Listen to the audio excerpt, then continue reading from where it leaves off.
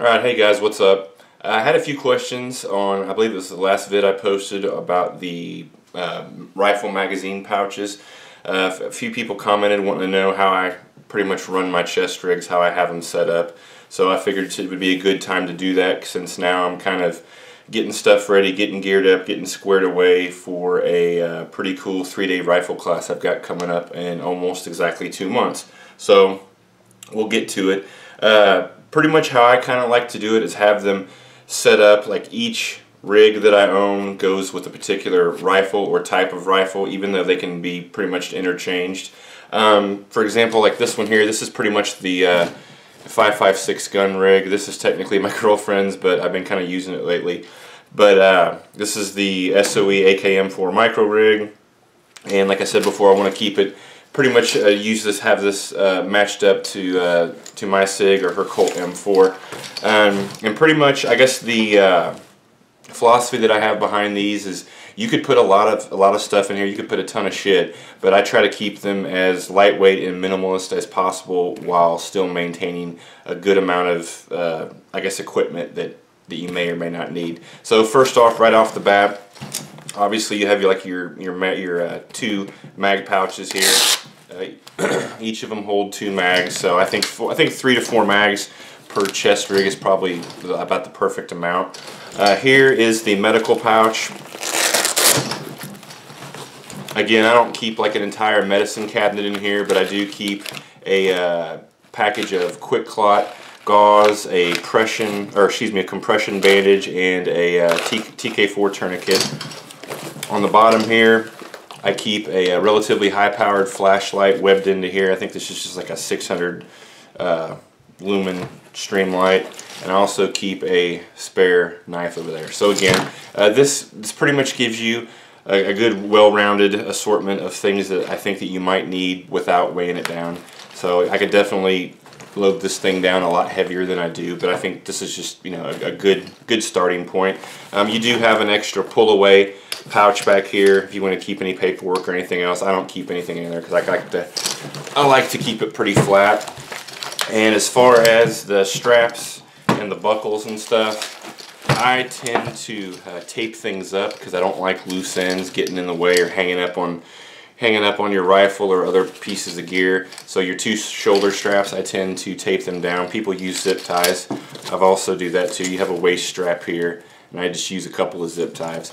And if you wanted to adjust it, you could always cut it or peel it, get it off of there, make your adjustments.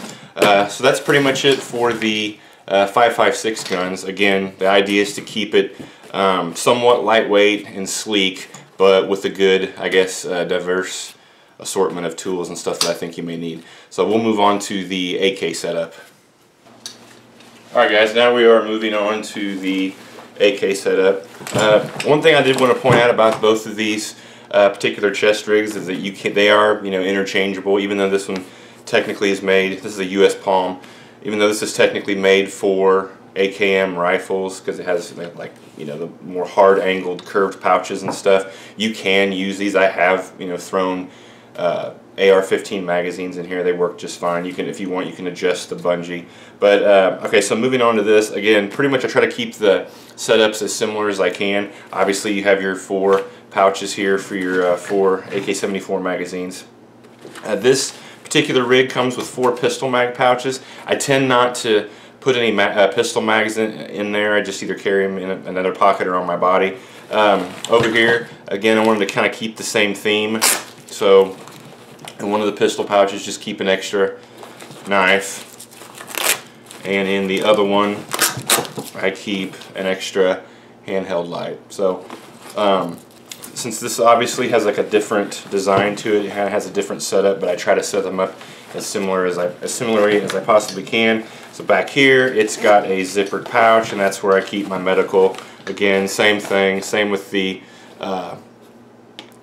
compression bandage, quick clot, gauze, and also a tourniquet. So again, same thing. I don't like a bunch of loose ends, so I tend to, as far as on the shoulder straps, I tape up the excess material so it doesn't flap around and get caught on stuff. And the same thing with the waist strap. I also do like the zip tie modification. So think that's pretty much it. I guess the theme that I'm trying to make come across essentially is to have enough stuff that you're going to carry in your chest rig that will hopefully get you out of it, I guess, any kind of jam that you think you might be in. So obviously more ammo, a blade, a source of light, and a medical kit. It isn't, like I said, it isn't very an extensive medical kit, but it's enough to take care of, you know, a gunshot wound or two. Alright guys, one last thing before I leave, before we wrap this video up. As far as people who may need some advice on kind of where to put your chest rig. So obviously it's called a chest rig, and I guess the theory is to obviously have it on your chest but more on your belly.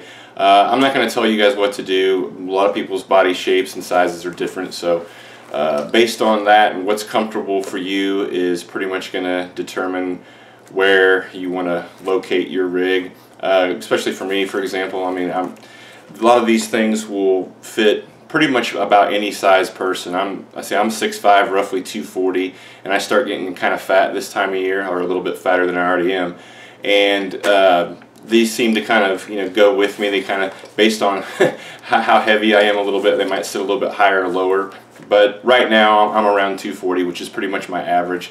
So as far as like height on your torso, some guys like to run them really, really high.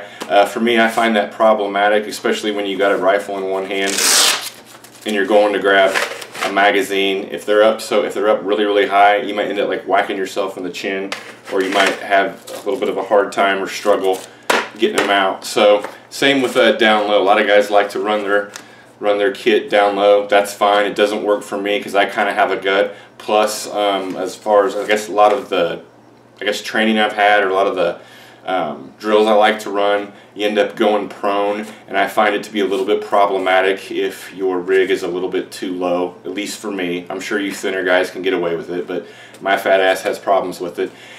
So I pretty much try to find like a happy medium, and as you can see here, and this is like my pectoral line right here. I like to keep the top edge of the magazines right around that line, so it still gives me enough room while holding a rifle to get the mags out without smacking myself in the face, but it still gives me plenty of room for my belly to get down whenever you want to go prone, or if you have to do any kind of drills like that. So that's just me. You can pretty much, you'll be able to find out where you want, basically by putting it on, adjusting it, going out and shooting and training and using it. So that's pretty much it. Any questions or comments, feel free to leave them down below, and I'm out of here. So see you later.